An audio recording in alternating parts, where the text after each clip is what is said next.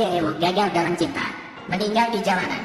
Saat itu seorang pemuda mendekat dan berkata wanita itu masih bisa diselamatkan. Pengawal marah melihat pemuda itu, maka bersiap untuk menghajarnya. Namun pemuda itu dengan satu gerakan memukulnya hingga terpental 800 meter jauhnya. Kemudian pemuda itu mentransfer energi dalam tubuhnya ke tubuh cewek wanita. Orang-orang menyalahkan pemuda itu memanfaatkan cewek wanita. Namun siapa sangka, detik berikutnya, wanita cewek tiba-tiba hidup kembali. Sebelum cewek wanita bisa berterima kasih, pemuda itu sambil makan es krim pergi dari sana. Pengawal kemudian menceritakan kepada CEO tentang bagaimana pemuda menyelamatkannya. CEO wanita, untuk berterima kasih padanya, memutuskan untuk menikahinya. Kemudian menelepon untuk mencari tahu alamat pemuda. Ternyata identitas pemuda itu tidak sederhana. Dia adalah murid masuk dari Patriark Body. Murid memberitahu CEO wanita bahwa dia memiliki seorang putri dengan keluarga Song. Ayah CEO wanita diam-diam turun ke dunia.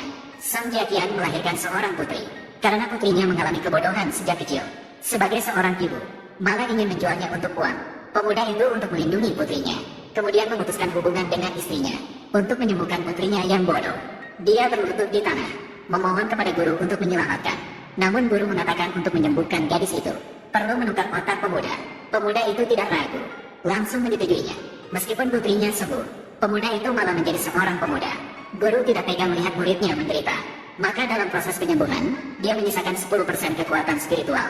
Mungkin suatu saat, bisa membuat pemuda menjadi orang yang baik.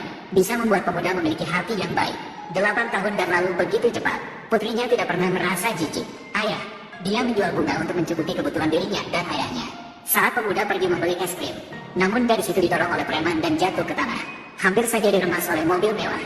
Apakah dia menangkap orang? Tidak, aku kira dia bertemu dengan penipu. Turunlah, aku ingin melihat siapa yang berani menyentuh barang milik Song Siwen.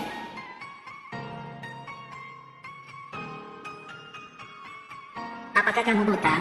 Berani menyentuh kami? Barang milik CEO Group Song. Menurutku kamu sangat miskin sampai kamu gila, bukan? Aku tidak. Sepertinya ibu, si kecil manis masih berani membantah. Percaya atau tidak, aku akan mematahkan kakimu. Sudahlah, waktu Song Siwen sangat berharga. Aku harus pergi ke Hotel Tianyu untuk menghadiri acara perayaan. Tidak ada waktu.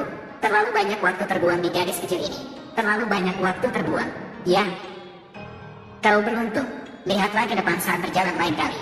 Pergi.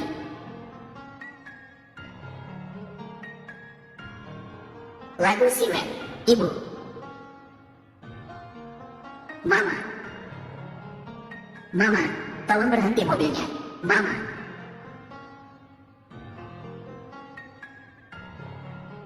Aku sudah melihat ibu. Mungkin dia mendengar tentang reputasi Anda. Dia hanya ingin minta sedikit uang dari Anda. Masih kecil tapi malas. Tidak tahu bagaimana orang tuanya mendidik mereka. Mama. Mama. Saya duo-duo. Mama.